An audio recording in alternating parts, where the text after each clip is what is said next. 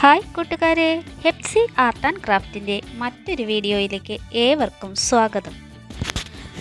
Geometrical പാറ്റേണിൻ്റെ പുതിയൊരു വീഡിയോയുമായിട്ടാണ് ഞാൻ എത്തിയിരിക്കുന്നത്. അതിനായി നമുക്ക് ഒരു വൃത്തം വരയ്ക്കാം. ഞാനിവിടെ 12 സെൻറ്റിമീറ്റർ ആരത്തിലാണ് വൃത്തം വരച്ചിരിക്കുന്നത്. ചാർട്ടിൽ വരയ്ക്കുമ്പോൾ നിങ്ങൾക്ക് വൃത്തത്തിൻ്റെ സൈസ് വലുതാക്കാവുന്നതാണ്. വൃത്തത്തിൻ്റെ ഏതെങ്കിലും ഒരു പോയിന്റിൽ കോമ്പസ് വെച്ച് വൃത്തത്തെ 6 തുല്യ ഭാഗങ്ങളായി മുറിക്കുന്നു. ഇവ തമ്മിൽ ചേർത്ത് വരച്ച് വൃത്തത്തെ ഒരു ഹെക്സഗൺ രൂപത്തിലേക്ക് മാറ്റുന്നു.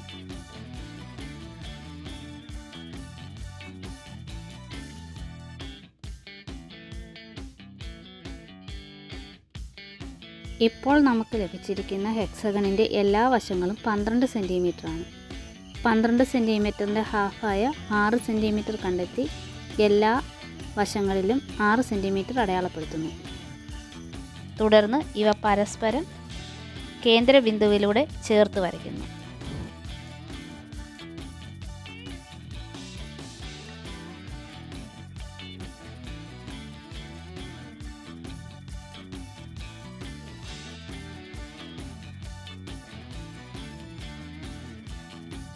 ഈ കാണുന്നത് പോലെ ഹെക്സഗണിനെ 12 തുല്യ ഭാഗങ്ങളായി മുറിക്കുന്നു. ഈ രേഖകളെല്ലാം പെൻസിലിൽ വരയ്ക്കുന്നത് ഇത് മായ്ച്ചു കളയാനുള്ളത് ആയതുകൊണ്ടാണ്. ഈ കാണുന്നത് പോലെ ഹെക്സഗണിൻ്റെ മൂലകളുടെ ഇരുവശവുമുള്ള പോയിന്റുകൾ തമ്മിൽ ഇതുപോലെ ചേർത്ത് വരയ്ക്കുന്നു. ഇങ്ങനെ ഹെക്സഗണിന് ചുറ്റുമുള്ള 6 മൂലകളിലും വരയ്ക്കുന്നു. ഇങ്ങനെ വരച്ചു കഴിയുമ്പോൾ ഹെക്സഗനുള്ളിൽ തന്നെ വീണ്ടും ഒരു ഹെക്സഗൺ രൂപപ്പെടുന്നത് നമുക്ക് കാണാം. ഇപ്പോൾ നമുക്ക് ലഭിച്ച ഹെക്സഗണിനുള്ളിലും മുൻപ് ചെയ്തതുപോലെ തന്നെ വരയ്ക്കാവുന്നതാണ്. ഇങ്ങനെ ഉള്ളിലേക്ക് ചെല്ലുന്തോറും ഹെക്സഗണിൻ്റെ വലിപ്പം കുറഞ്ഞു കുറഞ്ഞു വരുന്നതായി നമുക്ക് കാണാം.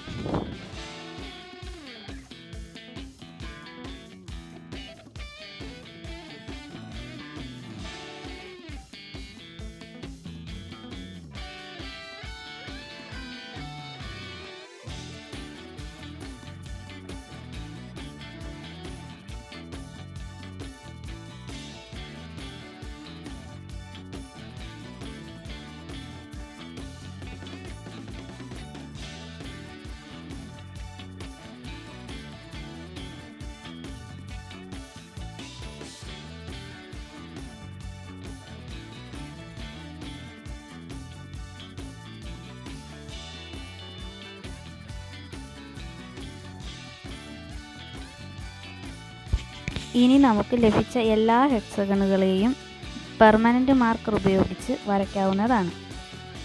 തുടർന്ന് പെൻസിൽ ഉപയോഗിച്ച് വരച്ച രേഖകളെല്ലാം മായ്ച്ചു കളയാവുന്നതാണ്.